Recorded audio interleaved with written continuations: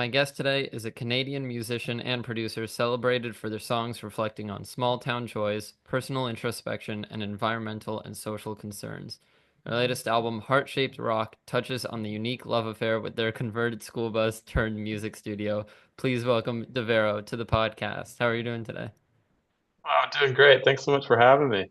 How are you? Yeah, I'm good. I'm good. Thanks so much for coming Yeah. on. I'm excited to learn more about you, this new album, and your music in general, and especially the bus that you converted into a music studio. Yeah, yeah. But really, just like to start things off, would you say, like your first experience with music like, or what made you really consider it as like something you wanted to pursue? I mean, it sounds cliche, but I would say that music for me started the same way that I think it does for a lot of people, which is a lot of teenage angst in high school. That was some time ago now, but I think just having a lot of free time on my hands kind of drew me to playing piano and guitar, and I guess the quest to be cool as a 15-year-old. That's what first drew me there, but I would definitely say that's not what keeps me going as a musician. Yeah, yeah, nice. And I mean, as long ago as it might be or feel, if you would like, you can be an angsty teenager at heart for however long you want. If it Yes. keeps the Devarrow music coming, I'm all for it. Yeah, yeah, yeah. There's a And little part of me, I guess, that still is somewhere. yeah. But so I guess how does that like transform into the music you make now? Because when I listen to heart-shaped rock, it doesn't feel angsty teenish. It's not like when I hear angsty teen, I'm imagining like garage rock, punk, that kind of thing. And this is a lot more I don't really know like folky or wholesome. So what kind of sparked that transition, or if there was one, or have you had the sound since the start? Yeah, I mean, I think there has been lots of transitions through the years, but funny enough, I think for Heart-Shaped Rock, it was actually going backwards, um, and going from angsty teenager to childlike wonder. And this record specifically, there was a real intent when writing and recording it to, I mean, and it sounds cliche, but to kind of go for like the inner child kind of vibe and try to make something that felt really playful and fun.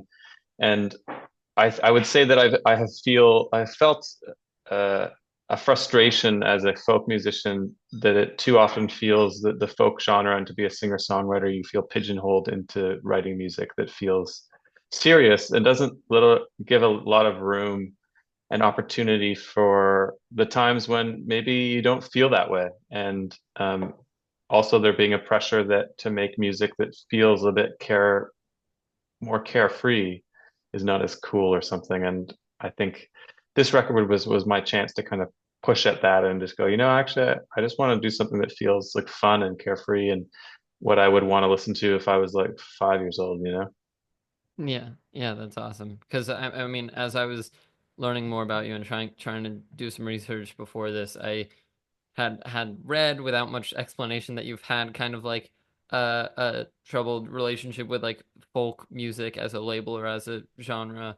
So I'm guessing just can you, I mean, maybe it was that like wanting some more non-serious or like happy music, but can you just elaborate a bit more on that like gripe that you have, I guess, with the folk genre? Yeah, I mean, folk is a funny genre because it's a genre that seems to encapsulate so many different genres actually, and we kind of use folk as a large brushstroke across a lot of things. But I would say that folk has it's always kind of frustrated me, yeah, that you have to play there feels a pressure to play into certain narratives as if someone who uh in the genre of singer-songwriter as a folk artist has to.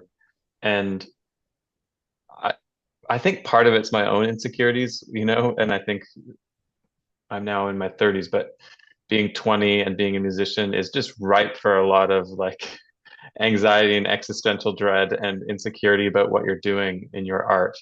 but it felt stronger than perhaps I had seen with friends in other genres. And kind of like, what are you saying? Like, what are you doing? What are you saying?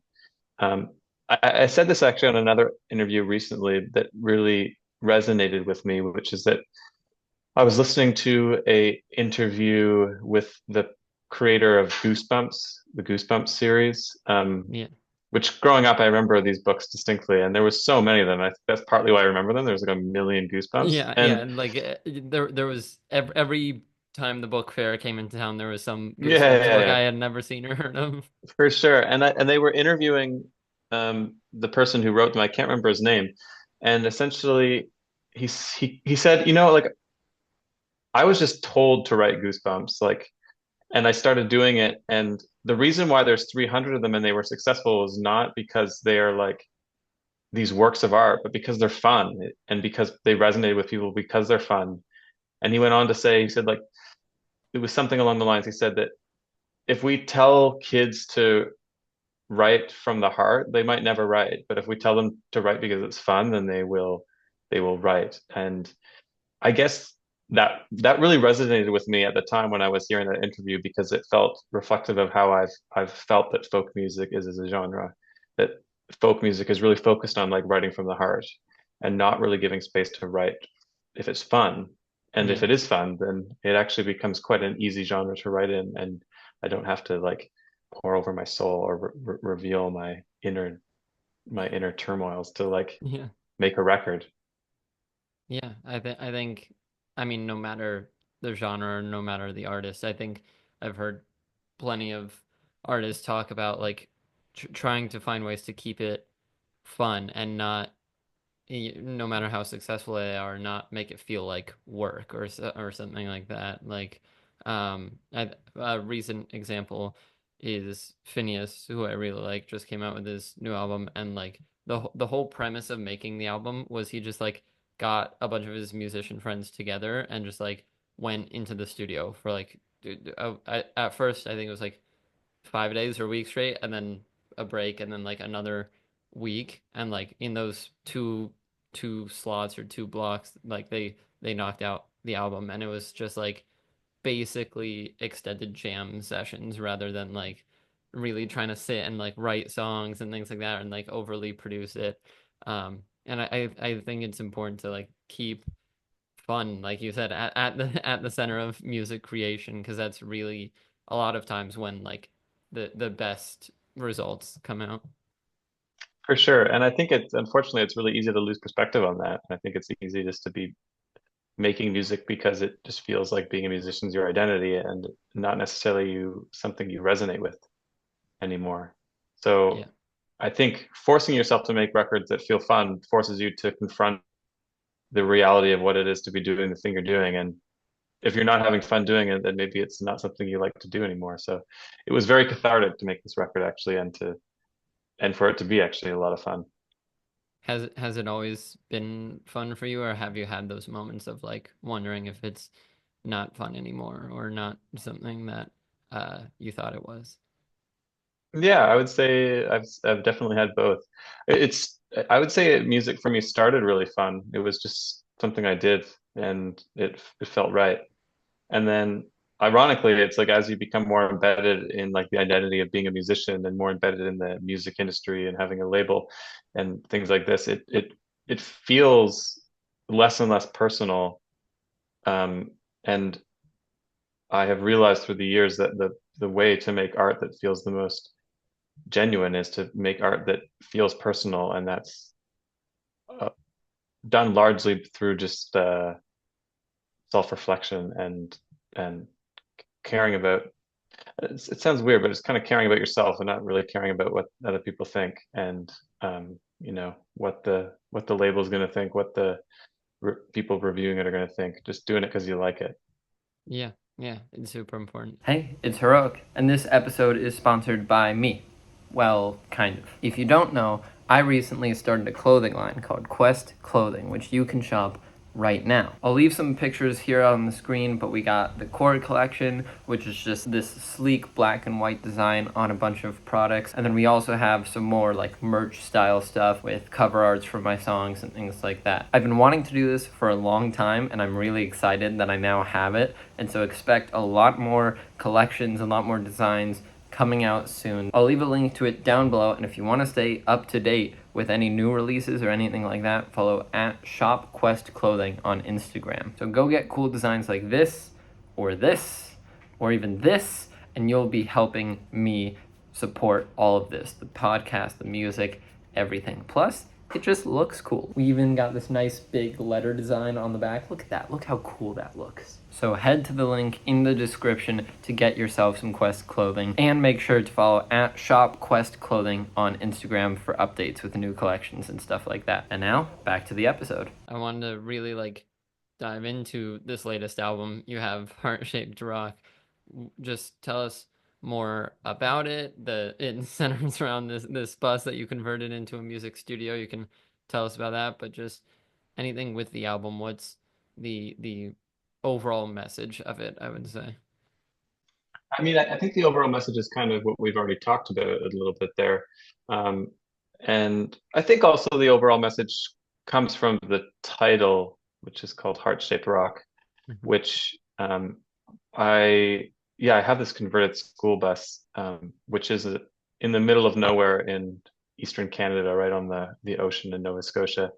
And um, there isn't a lot to do there. So I- I'll rephrase that. There's lots to do there, but there isn't a lot to do there in the sense of like going out to shows or hanging out with people. It's a lot of personal time and time like in the environment and realizing There's there's not a actually like lot of tons to like industry or economy yeah, things yeah. to do there. But there's actually so much to do there. My days are filled full, and one of them is I love looking for heart-shaped rocks down on the beach, and I really love when you don't look for heart-shaped rocks and then you just kind of see them and you kind of forgot that you were even looking for them in the first place. Be like, hey, there's a heart-shaped rock. And to me, that was kind of what this record was about. It was about trying to think less, just like exist through your day, but pay attention to the things that are meaningful and try to kind of use that to push more of like a carefree um, perspective into your day. And I think that is the main reason. And then also the the bus itself, I would say, it is in a way a physical manifestation of this record, in the sense that yeah, it's a school bus that I bought on a piece of property. When I bought the property, it was a condemned bus that was absolutely disgusting. I got a terrible rash the first night I Oh slept in my. it. Um, yeah, all the windows were blacked out. It was like painted black. It was really honestly quite creepy. But it was cheap.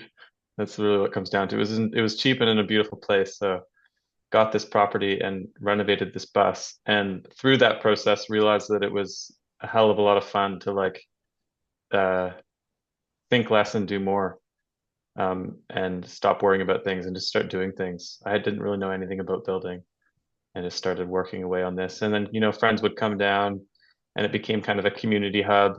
And there's the environment is so present there, watching bears walk through the backyard and like all the birds and deer and squirrels, whatever. There's a lot going on down there, and Yeah. it was an inspiring place to like form a new relationship with music, and write a record that was trying to like kind of tap into those same feelings of just caring more about the things that matter and less about the things that don't, and trying to distinguish which is which. So about what and there's no pressure to be super exact or anything, but like about how much of this record would you say was written in that bus or made in that studio environment? Yeah, I mean, track by track, I'd say the majority of the tracks were written um, down at the bus, or in that time. Um, and some were actually recorded down there as well. Some of the tracks were actually recorded there.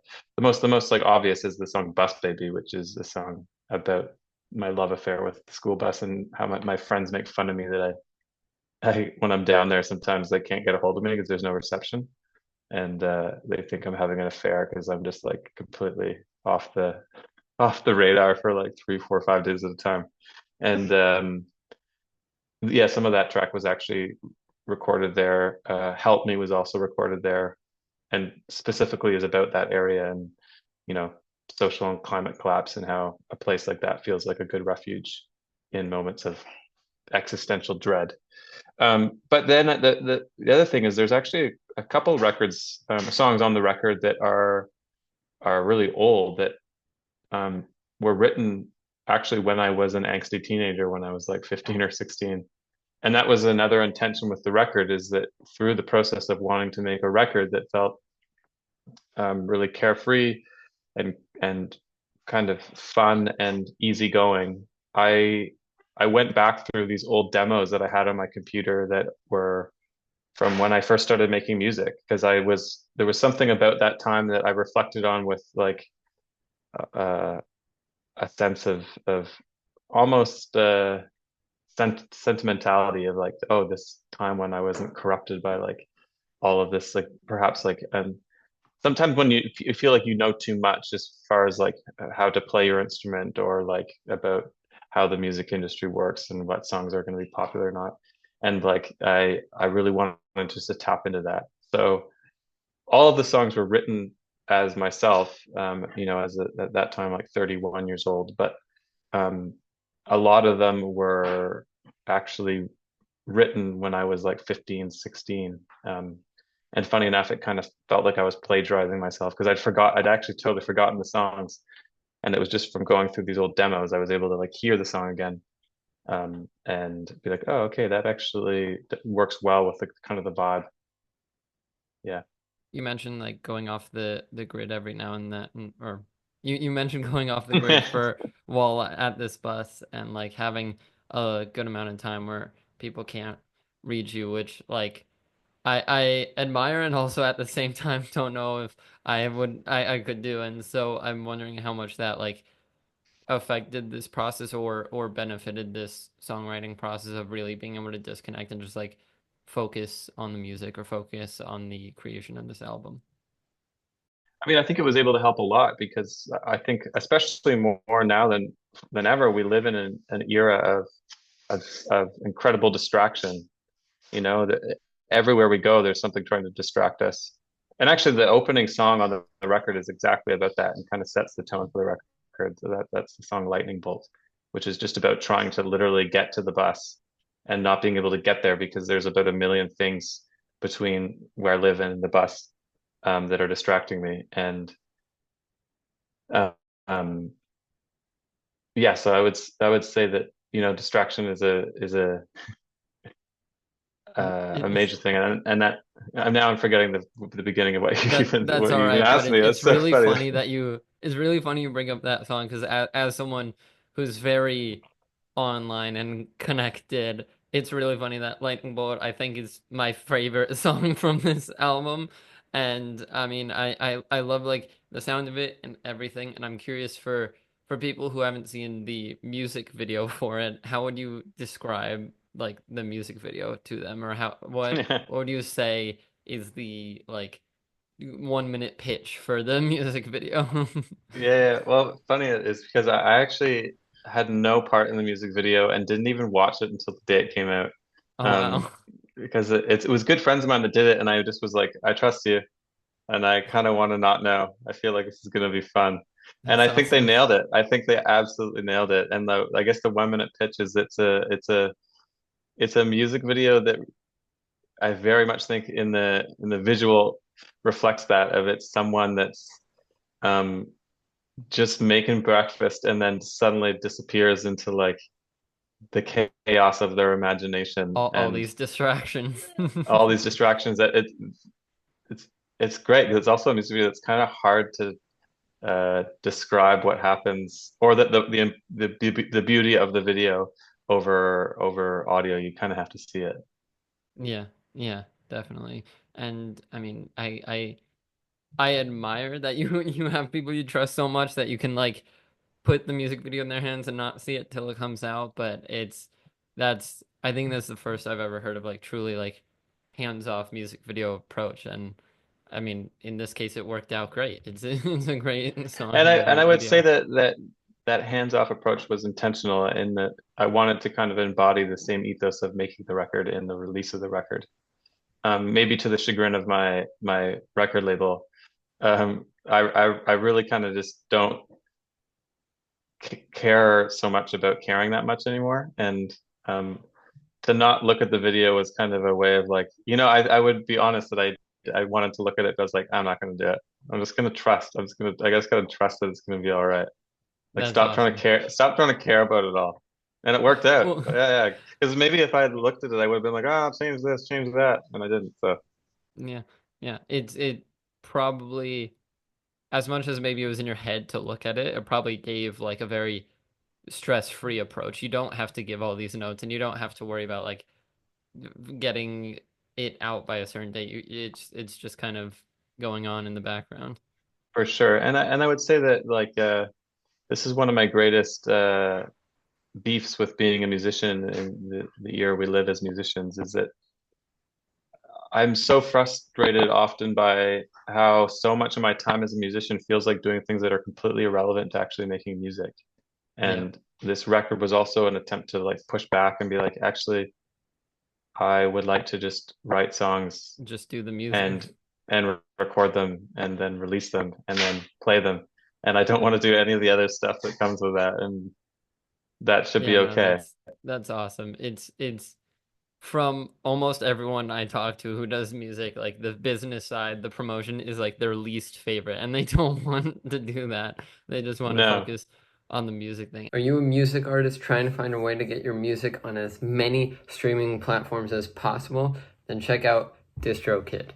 DistroKid is a super user-friendly and super easy-to-use service that will make your music available in stores like Spotify, Apple Music, iTunes, Amazon Music, YouTube, Snapchat, everything. Everything you could imagine, it's available. People will even be able to add your songs into their Instagram stories. DistroKid helps you with the distribution, monetization, and promotion of all of your music. Use the link in the description of this video for 7% off any DistroKid package you want. Pick from musician packages designed to help artists get their own music out there, or even get a label package where you can manage up to 100 artists from one profile. So that's more for like managers, labels, and you can also get the musician package that I mentioned earlier, which is more for artists, producers, things like that. And super easy, and you can get 7% off any package right now with the link in the description of this video. So once again, if you're looking for a way to get your music on as many streaming platforms as possible, I'm talking any platform you can think of, get DistroKid and get 7% off right now with the link in the description. Back to the program. Knowing you, I can really tell that you're all about the music, and you don't want to do any of that business side, that promotion, but you still you're still getting a following, getting plays, you're getting put on these Spotify playlists. Like, how does that kind of clash, I guess, of not caring too much, but like you're still doing the things that everyone who does care is like aiming for or wants to get. yeah, I mean, I think it's more the journey that I don't really care about. It's like I I love the fact that people are listening to the songs and that they're getting onto playlists. And I think maybe I live in a mindset that I would hope that the music would speak loud enough that those things would happen anyway. And Mm, whether that's true, I don't know. Sometimes it feels like you have to also be a social media influencer to also be a successful musician, which is not something I resonate with, but I understand that this might be the belief that a lot of people have and might actually be the truth for a lot of people. Um, so yeah, it is a hard clash and one where I try not to care so much and just hope that the music will be heard regardless. yeah. And I think in my own journey as a musician, that kind of was true to a point where I had a couple songs that started doing quite well, and I didn't ever do any PR on them or any press or interviews. Like that's all. This is all new stuff to me. That they just started doing well, and I think that's kind of given me the inspiration continue just to make music that feels good, and hopefully resonates with people enough that they'll share it because they like it. Yeah, yeah. Well, I'm happy that you care enough to come on here and share a bit Yeah, but I about the think music and everything. and in some ways this is the most genuine form of the in between writing and recording and releasing, and because I find the social media sometimes it just feels like it's falling on deaf ears, but when you can actually have a conversation with someone, even if it's over the internet, it feels way more sincere to me. And even if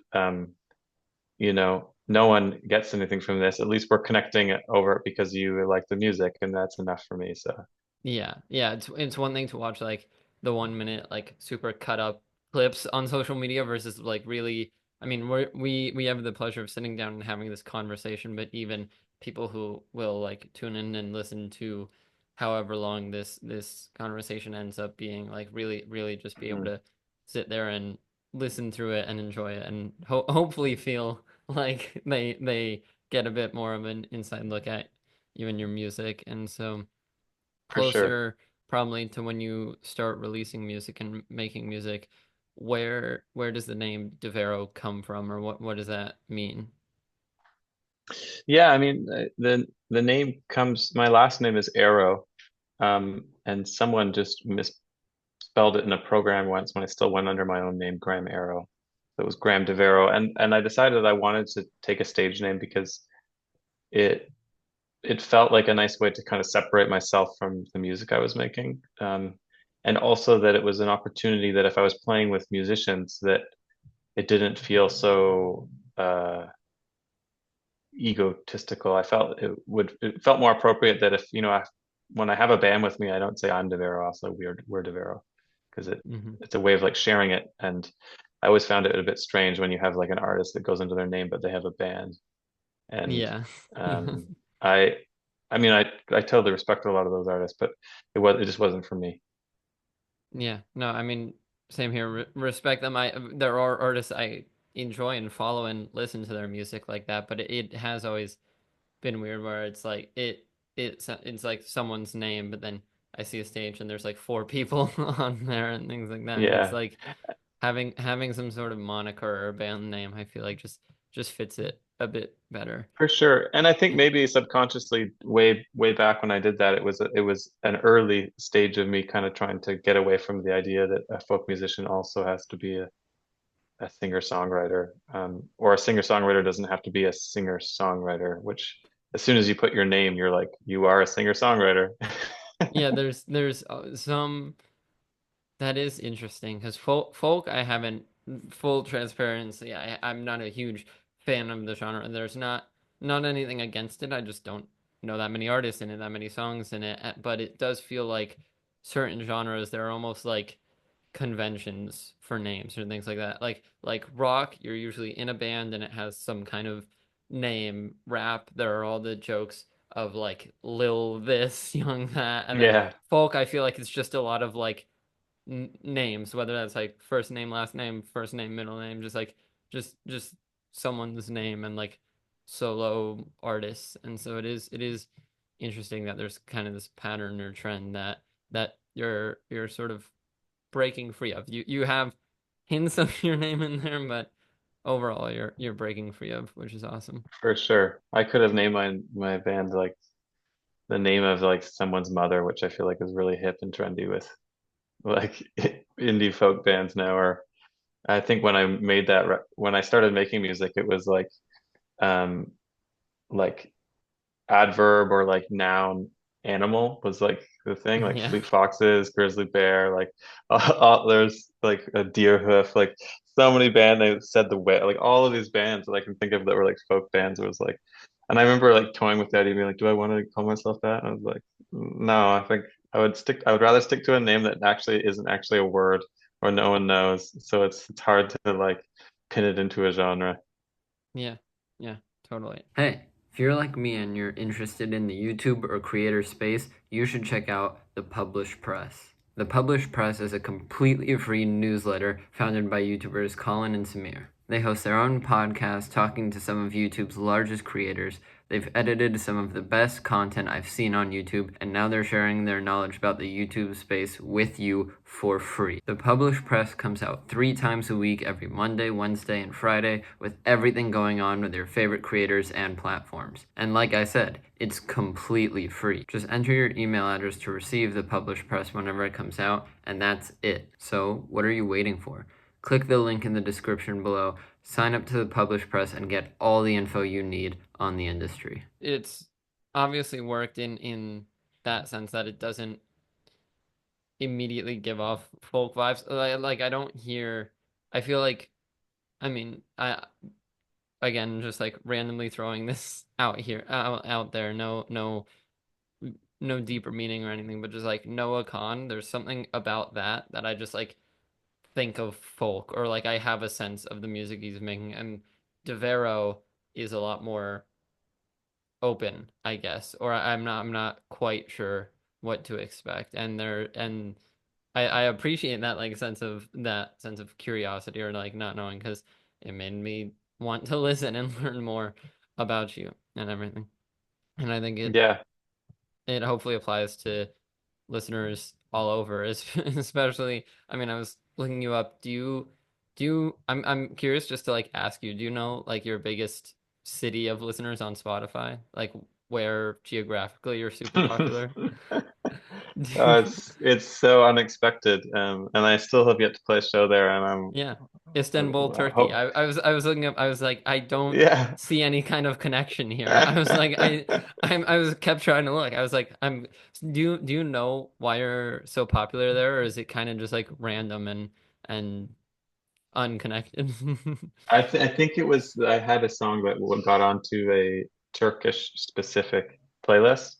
Yeah. Um, Yeah. that's no, I don't think it's on that playlist anymore, but the people of Istanbul really took to the Really song, like I that guess. song and that playlist apparently. Yeah, so I think that's the reason, but it is funny to me too, and I keep meaning to get down there to play a show, but it hasn't happened yet. Yeah. Yeah, and then a after that, it's mostly the States, and then or I think it kind of it honestly it fluctuates, which is just kind of interesting. Or I've noticed that some songs are uh, the Americans like more, some songs the Canadians like more. I just did a tour in Serbia, so there was a minute there where like Belgrade was like popping off, so That's awesome. which is good for me. I like that. I'd rather have a couple people around the world listen to my music than everybody in one city.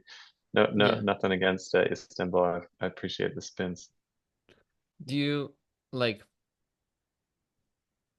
and it's totally fine to say no to this question because I don't know how you would, but do you have a sense when you're making a song like what city, country, whatever might enjoy this kind of song now that you've seen Canadians enjoy this music, Americans here, like do you have any sort of sense of the kinds of songs that each of these cities likes?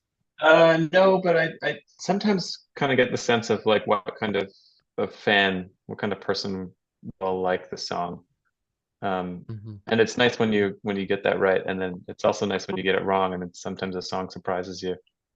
Yeah. Yeah, because I feel like my music, I try to straddle between like cliche, um, like cheesy folk pop and um, kind of like more like artsy indie psychedelic folk. And there's some songs on that on the record that are definitely more like that than others, and they I think cater to different listening crowds. So it's kind of cool to see how sometimes you can get people who are tend to be into one genre and they'll listen to one song and be into it, and vice versa. Yeah, definitely. And so with such a diverse fan base, I'll say it might be hard, but if there's someone who like hasn't heard of you or your music, what is there a song that you would recommend as like an intro to Devarrow, or as like this really exemplifies the kind of music that you make? I mean, I think the one that sounds like you're resonating with, I think is as good a song of any, which is Hmm. Lightning Bolt, which is the first Yeah. song on the record.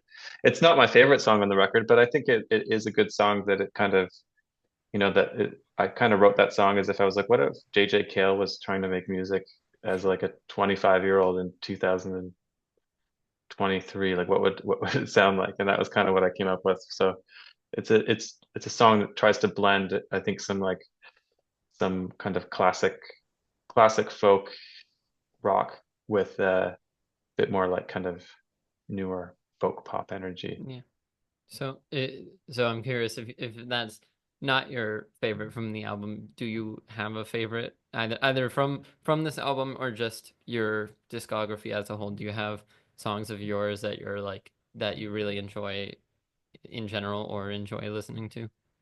Yeah, I mean, funny enough, I think the two that I like the most on this record, and that I share with people when my friends are like, what's your record like?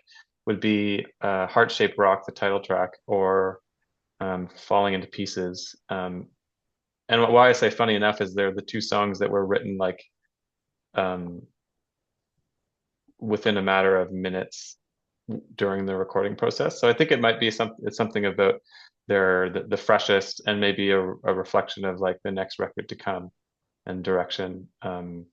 But those ones really resonate with me just because they feel really fresh and Yeah. maybe not as driven by kind of a pop um, kind of like chorus or verse chorus bridge chorus. They're a bit more Yeah, strange, they but have some flow to it or free form aspect. yeah, And I'm curious, I mean, your Heart Shape Rock just came out earlier this month. You're obviously still talking about it, promoting it, playing it, but you mentioned like a possible album to come. Do you have any thoughts or anything on what the next Devarrow project looks like, or are you mostly just focused on enjoying this moment and the release of Heart Shaped Rock? I would say I'm really just focused and enjoying um, where I'm at with Heart Shaped Rock, but I'm also not someone to, withhold information from people. And I will say that I've already got 3 records done that are not out yet. Because for me, something that it feels uh, easy in the songwriting process is writing songs. I find the hardest part for me is releasing it. Um, so there's no shortage of music. Yeah, there's 3 records that are ready, and I want to work on another one this winter. That's awesome. That's awesome. Yeah. When you say releasing it, is that the actual process of like getting it out and promoting it, or is it like turning written songs into fleshed out, finished versions that are ready to share? Like what about releasing it is the hard part for you? Yeah, I mean, I think it's the two. It's one is like I have a home studio, and so I can easily record songs.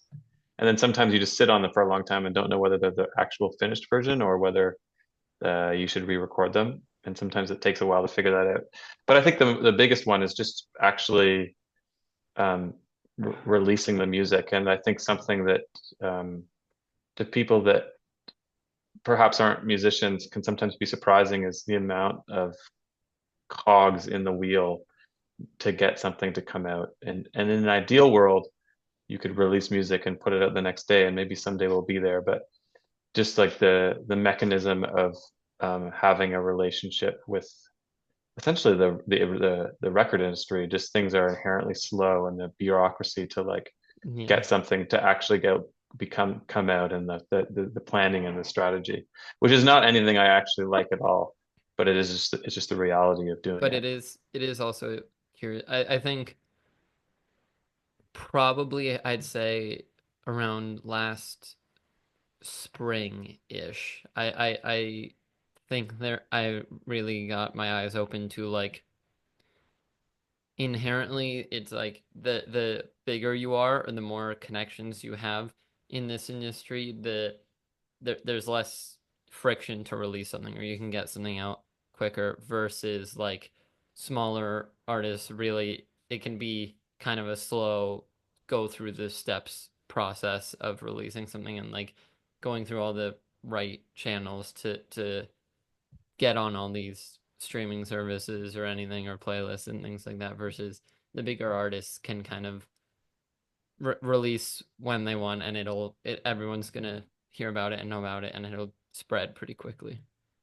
Yeah, for sure. I think like the hardest part as in a musician's career, if they care to be a musician that's having a career, is the creation of the story around you, whether it's a fiction in that like you're trying to create an alternate identity, or whether it's just your own life and just trying to just just share who you are in the music you make. That's the by far the hardest part, or at least it is for me. And making the music's easy, releasing the music's the hard part. Yeah, yeah, I'm sure. And I'm curious because I meant to touch on this way earlier in the interview, but I'll just bring it up now. Like with what is your most popular song on Spotify right now, Little Road? Was that something that you wrote really easily and quickly, and then or did you spend some more time on it, and did it take a bit longer to craft? Yeah, I mean, it's funny. I've told this story probably about 1,000 times live now, the origins of that story or that song, but it is a song I wrote when I was younger. I wrote it in like 2014 when I was busking in Europe. It was my first busking trip to Europe. And I had just flown from Vancouver, where I was living at the time, to Dublin, Ireland, and got off the flight in the morning and went downtown Dublin and was like, I wanna learn how to busk. I want to play on the street, and started playing like a really sad, slow song. And these two guys drove by in their car and rolled down the window and yelled at me and swore at me and told me to shut the hell up.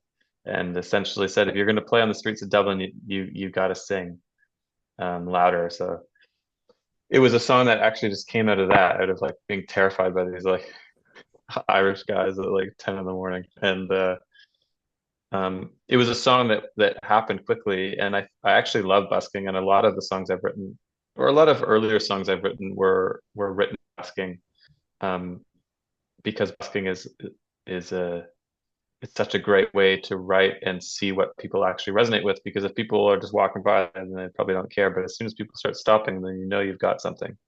And I knew pretty quickly that that song was connecting with people, and so wrote the majority of it then. And then when I came home, I like workshopped it a bit more.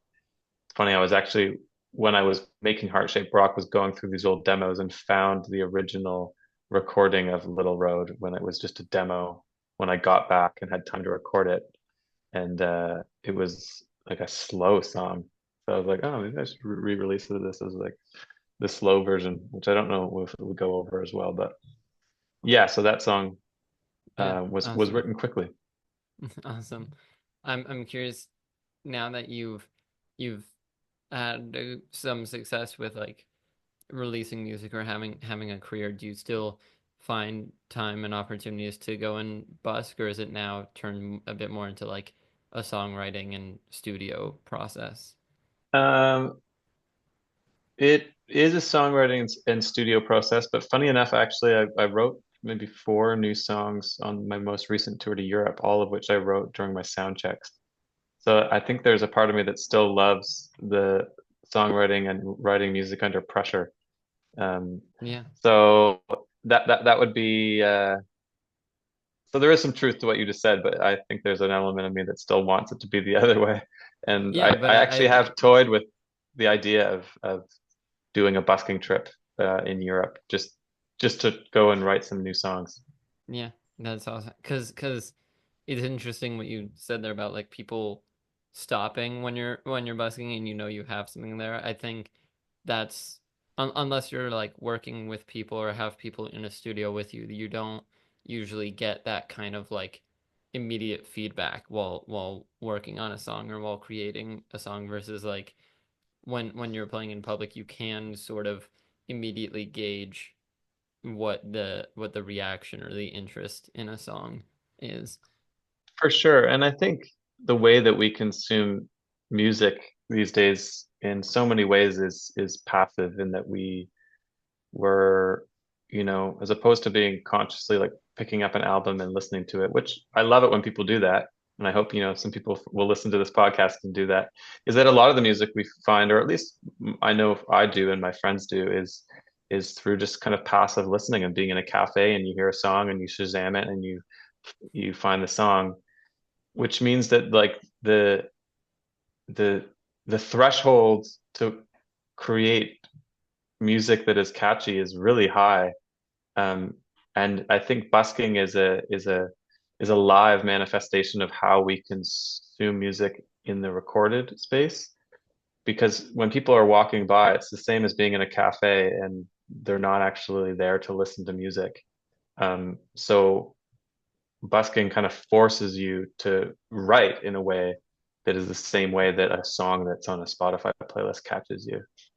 Yeah, it makes that like you said, passive listening element come out a bit more, or have you focus on that because you can't have anything like too subtle or too detailed, or else For someone's sure. gonna miss it while walking by. Yeah. And I would say like that was a major part of writing Heart Shaped Rock is I wanted to focus on that and that I kind of wanted to let go of the idea that to focus on that was like, unartistic or uncool and that actually it was really rewarding just to try to write songs that uh felt like you could catch people if you were busking them. Hence why there's a lot of whistling on the record. I was like, if there's one way to like get someone to turn their head, maybe it's just like the simplest thing is Whistling at whistling. them. Yeah, no, it definitely works. And so kind of the last question here that I want to wrap things up with is, and it's totally fine if this kind of flops and there isn't an answer to it, but do you have, I mean, with having all these songs that kind of came from the teenage angst era and you're bringing it to life now or putting it on records now, is there any song of yours that, whether it's from this record or another one, had some kind of meaning when you wrote it and you've since like found new meaning in it or changed the meaning of it? Hmm. Um, yeah, I would say so. There's a song off of my first record called Heroin and Rain, which is a song about that. It was actually one of the first songs I ever wrote. I wrote it when I was maybe 18. And it's about a high school friend of mine who got into drugs, and it was a song to wish him well on that journey and that journey of recovery. And I stopped playing that song for a really long time. And when I wrote it, it was a personal song. And then I had many years later someone come up to me at a festival and said, "You didn't play that song, and you should start playing that song because that song saved my friend's life, and it's important." And it was kind of like, whoa, okay, I it was one of those moments that are kind of rare as a musician where you are very much confronted with the reality that perhaps your music can impact people. I think Yeah. sometimes you write music just because you're like, well, it's fun and it feels good and it means something to me. And that was a moment where I was like, okay, this means something to someone else.